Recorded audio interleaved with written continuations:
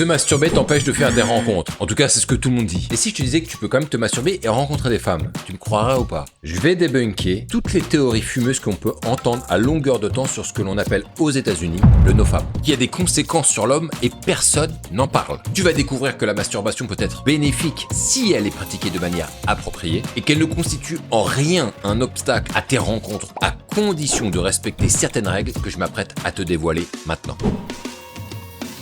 Nofap. Alors FAP, c'est l'argot de branlette. C'est comme si tu disais littéralement plus de branlette. Pas de branlette, voilà. Et alors, l'idée générale qui ressort du nofap, c'est que le problème quand tu te masturbes, c'est que tu génères des pics de dopamine qui te donnent des récompenses trop faciles et trop éphémères, et que cette satisfaction personnelle est néfaste pour ta réussite et ton accomplissement en tant qu'homme. Voilà. Ça, c'est la théorie à peu près globale du nofap. Alors, en fait, il y a tous les trucs en in, sérotonine, cyprine, vitamine, je sais plus quoi. Et quand je regarde les vidéos qui traitent du nofap en France, je te jure, j'ai vraiment l'impression que la masturbation, elle est décrite comme le malin qui chuchote à l'oreille de tous les hommes pour les tirer, tu vois, vers le bas. Et en fait, ces vidéos ne font rien d'autre que de faire culpabiliser les hommes sur leurs besoins primaires. En fait, la vérité, c'est qu'on fait passer l'homme qui se masturbe pour un faible, pour quelqu'un qui succombe tout le temps à la tentation. Il faut se rendre compte comment l'homme fonctionne. De tout temps, et je dis bien de tout temps, l'homme n'a cessé de vouloir imposer des règles drastiques aux autres hommes, et que cet argument qui opposera toujours le bien contre le mal. Et en tête de gondole, bien évidemment, on a la religion. Eh oui. Et dans ce qui est mal, le sexe a toujours une place particulière. On n'a jamais célébré le sexe comme un bienfait de l'humanité. Ça a toujours été décrit comme quelque chose de relativement sale. Et alors, j'en parle même pas du plaisir solitaire. Et c'est pareil d'ailleurs pour les femmes. Même si on entend de plus en plus de femmes avouer se masturber. Par contre, pour l'homme, et aussi longtemps que je me souvienne, parce que c'était déjà comme ça quand j'étais jeune, ça a toujours été un peu la honte pour un homme d'avouer qu'il se masturbait, parce que ça voulait dire qu'il était nul avec les gonzesses et qu'il avait surtout pas de nana, quoi. En gros, t'es une merde si tu te masturbes, c'est tout. Non mais c'est ça la vérité. Et ça se retranscrit sous un autre discours dans les discours des mecs pro-nofap. Et franchement, c'est tellement con de réfléchir comme ça, parce qu'on sait bien que les hommes en couple se masturbent aussi énormément. C'est un truc de malade. Ah, il faut pas te le dire. Non, mais moi c'est bon, hein, j'ai une bonne femme, tout va bien, j'ai pas besoin. Oh oui, c'est ça, ouais, t'as raison. Et je vais même te dire mieux, tous les mecs que je connais qui scorent avec les nanas et qui ont un gros tableau de chasse, se masturbent régulièrement. Pourtant, on pourrait se dire qu'ils en ont pas besoin. Mais si tu réfléchis comme ça, bah c'est que t'as pas compris ce qu'est la masturbation pour l'homme. En fait, le problème, c'est que tout le monde te dit que c'est pas bien de se masturber, alors que tous les mecs le font. Et donc là, il y a un problème dans le discours, y compris ceux qui te disent de ne pas le faire. Eux aussi ils se branlent, tu crois quoi? Et ceux qui te disent de ne pas le faire, bah en fait ils essaient de se convaincre eux-mêmes. C'est ça la vérité. Et il y a un truc qui me fascinera toujours chez l'homme, c'est qu'il a toujours le chic pour t'imposer des règles complètement cons et contre nature, mais de manière incessante. Ça s'arrête jamais. Il y a toujours une nouvelle règle qui tombe. Sauf que la nature elle te rattrape toujours. Regarde un peu les conséquences. On interdit dans la religion chrétienne le fait d'avoir des rapports sexuels si on est prêtre ou curé. Bah qu'est-ce qui se passe? Bah on a affaire à des histoires sordides. C'est pas des trucs de malade. En ce moment il y en a un qui fait beaucoup parler, hein. Pas de relation sexuelle, pas de masturbation, bah ça part en couille automatiquement, bah oui. Tout simplement parce que c'est pas dans la nature de l'homme. Alors, il y en a, ils vont me dire, oui mais regarde, les moines, ils y arrivent. Qu'est-ce que t'en sais qu'il y a pas un moine qui va se cacher dans les buissons pour aller se faire une saillie? L'air de rien. Et tu crois que ça va se savoir? Tu crois qu'ils vont le dire? Eh dis donc, Jaco, tu sais que j'ai été me branler là? Ah mais on est moine. Ouais mais bon... Tu le dis pas. Hein. Bah non, ils vont rien dire, évidemment. Maintenant, t'en as qui s'expriment aussi pour te dire qu'ils ont essayé la rétention séminale et ils te listent tous les bienfaits que ça peut avoir. Et franchement, sur le papier, ces arguments, ils sont sexy à entendre. Mais il y a aussi beaucoup d'idées reçues, c'est ça le problème. Si c'est la première fois que tu viens d'arriver sur la chaîne, je m'appelle Brice et j'ai créé la chaîne La Séduction pour les zéros pour aider tous les hommes, plus de mon âge bien évidemment, à comprendre comment faire pour rencontrer des femmes et notamment dans la vraie vie parce que c'est ce que j'aime le plus. Ça fait plus de 10 ans que je me suis lancé dans la drague à aborder des femmes en journée comme en soirée. Et donc si tu cherches des conseils avec quelqu'un qui a des connaissances, qui a une expérience, une expertise, ici, t'es au bon endroit. Et si tu veux en savoir plus sur la séduction, comment faire pour draguer les femmes, je t'ai déjà mis à disposition une formation vidéo gratuite qui sont les 12 piliers de la séduction et que tu pourras trouver sur un lien en description. Bon alors les gars, j'ai fait mes petites recherches et j'ai trouvé des trucs hyper intéressants. Alors en 93, il y a une étude qui a été réalisée sur 11 hommes pour savoir si des rapports sexuels impactaient ou non la performance physique. Alors ce qu'ils ont fait, c'est qu'ils les ont fait courir une fois après avoir eu des relations sexuelles ou bien s'être masturbés et une fois sans. Et devine quoi? Bah ils ont noté aucune différence. Donc ça, déjà, hop,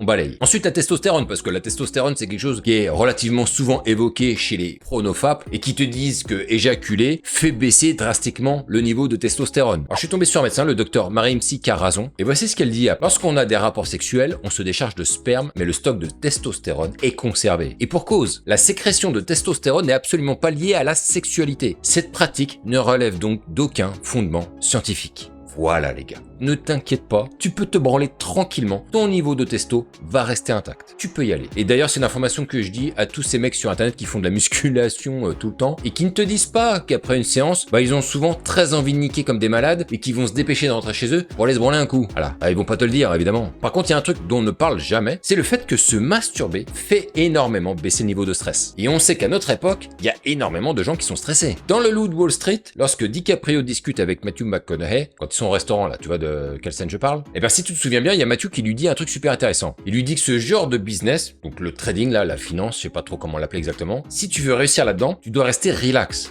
First of all, you gotta stay relaxed. Il lui dit avec tous les bruits, bim bim bim bim, bam bam bam bam, ça arrête pas, ça te casse la tête, ça te rentre dedans, ça te rend fou. Et là, il demande à DiCaprio combien de fois il se masturbe par semaine. Et on voit bien que DiCaprio, il ose pas trop lui dire parce que c'est une question à double tranchant et il a pas envie de passer pour un faible. Et là, Matthew lui dit un truc super intéressant. Il lui dit qu'il se masturbe au moins 2 fois par jour pour ne pas succomber à la pression et au stress et pour prendre de bonnes décisions. I jerk off at least twice a day. Wow. Pour un trader, prendre une mauvaise décision, c'est potentiellement perdre beaucoup d'argent. Alors t'as tout intérêt à être hermétique à la pression et au bruit et au stress pour pas faire de conneries. Et je pense qu'on a tous un jour rencontré un mec qui était tout le temps stressé. Et dans ces cas-là, moi, mon meilleur conseil pour lui là, c'est qu'il aille se branler un coup. Ça lui fera du bien à lui et puis aux autres aussi. Parce que c'est relou de côtoyer quelqu'un qui est tout le temps stressé. C'est évident qu'après une éjac, que ce soit lors d'un rapport sexuel ou lors d'une branlette, t'es factuellement plus détendu. Donc en soi c'est cool, mais apparemment c'est quand même mieux d'être tendu et stressé pour les pros du nofap. Soyez stressés. Donc tu vois là, déjà, quand on regarde les choses sous différents angles, on a déjà des éléments qui relativisent beaucoup le fait de se masturber. Maintenant, il faut aussi qu'on parle des conséquences de la rétention séminale, parce qu'il y a des conséquences. Et moi, je suis tombé sur un truc qui m'a étonné et que je savais pas du tout. Là encore, il y a eu une étude qui a été réalisée aux USA par 22 chercheurs et qui sont parvenus à la conclusion qu'éjaculer en moyenne 21 fois par mois réduirait de 22% le risque d'un cancer de la prostate par rapport aux personnes dont l'activité sexuelle se limite à 4 ou 7 éjaculations par mois.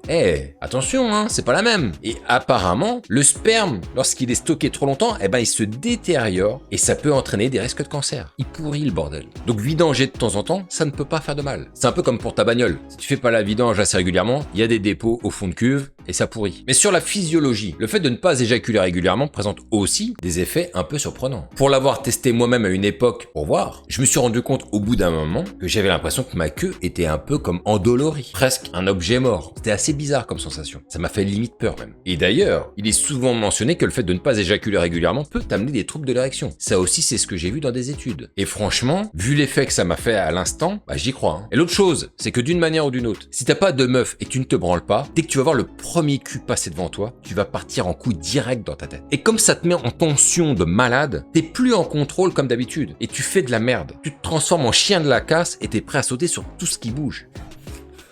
Fifi. Ah ouais mon gars, concernant mes performances physiques, parce que ça aussi c'est un sujet qui est souvent abordé. Personnellement j'ai jamais remarqué que ça avait eu de l'impact. Je me souviens même avec une nana, on baisait tout le temps, et ça m'empêchait pas de baiser le matin avec elle, puis ensuite de foutre une rouste à un mec lors d'un tournoi de tennis qui avait lieu 2 heures après. Parce que ça n'annule pas ton ambition d'y arriver si t'es déterminé dans ce que tu veux faire. Le seul truc que je peux te dire, c'est que juste après une éjaculation, oui, faut rien me demander, je suis KO, évidemment. Mais bon, c'est le temps d'1 heure au max, le temps que ça revienne, le temps que je récupère mes esprits. Et après c'est reparti comme en 40. Mais bon, de toutes les manières, on l'a vu dans les études qui avaient été réalisées sur les 11 gars, non, ça n'impacte pas les performances. Alors tu vas me dire aussi que dans le sport de haut niveau, on demande aux athlètes de ne pas avoir de sexe à la veille d'une rencontre.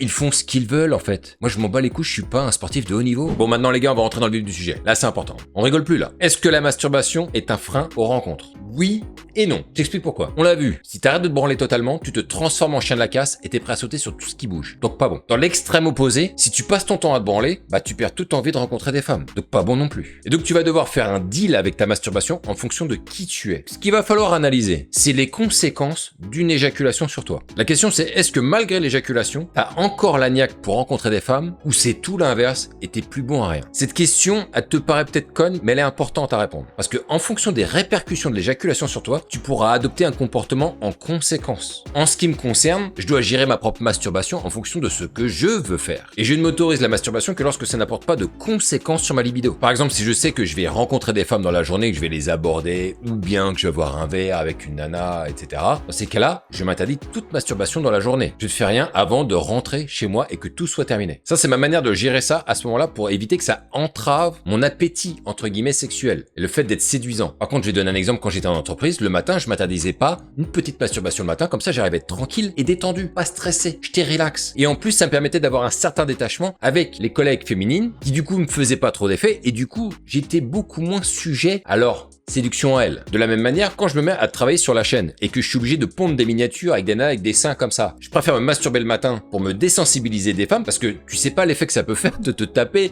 des photos à tir-larigot de nanas avec des loches comme as. À un moment donné, tu pètes un câble. Donc, je me désensibilise le matin, petite masturbation tranquille, et après, je suis tranquille, je peux travailler toute la journée. Ça, c'est de la gestion que j'ai, moi, à mon niveau, en fonction de qui je suis et de ma sensibilité par rapport aux choses. Mais au final, je pense que le genre de règle que je m'applique, elle peut s'appliquer à une immense majorité de mecs. En vrai. Donc ma recommandation est la suivante. Tu peux te masturber, mais gère ta masturbation pour qu'elle ne soit pas un frein à tout objectif. Sinon, c'est utilisé à mauvais escient, ça c'est sûr. Si par exemple tu travailles dans un milieu très stressant, vas-y, fais comme dans le Loup de Wall Street, tape-toi des saillies. L'erreur c'est de se dire que c'est tout bien ou tout mal. La vérité c'est que ça fait partie de nous. Donc si c'est bien utilisé, la masturbation ça peut être une aide redoutable en vrai. Mais évidemment, elle peut aussi se retourner contre toi si tu l'utilises mal. Faut donc t'apprennes à dealer avec toi au lieu de lui tourner le dos bêtement. Ça n'a pas de sens. Maintenant il faut le dire aussi, l'éjaculation et donc l'orgasme est addictif. Et quand quelque chose est addictif et hyper accessible, comme c'est le cas là, on a vite fait d'en abuser. Et là, je vais devoir mettre le doigt sur quelque chose de central. C'est ton niveau d'occupation. Si t'as rien à faire de la journée, c'est évident que tu vas être en proie à te masturber régulièrement. Évidemment, tu vas combler le vide. Et à contrario, je le vois quand j'ai des journées bien chargées, quand je dois partir en déplacement, ensuite j'ai un autre rendez-vous ailleurs, puis j'ai un coup de téléphone à passer, puis après ça s'enchaîne avec une réunion. Tu vois pas la journée passer. Évidemment, t'as même pas une seconde où tu penses, où tu te dis tiens, j'irais bien me branler un coup. Évidemment. Par contre, si c'est un dimanche et que t'as rien de prévu dans ta journée, que t'as vraiment rien à faire,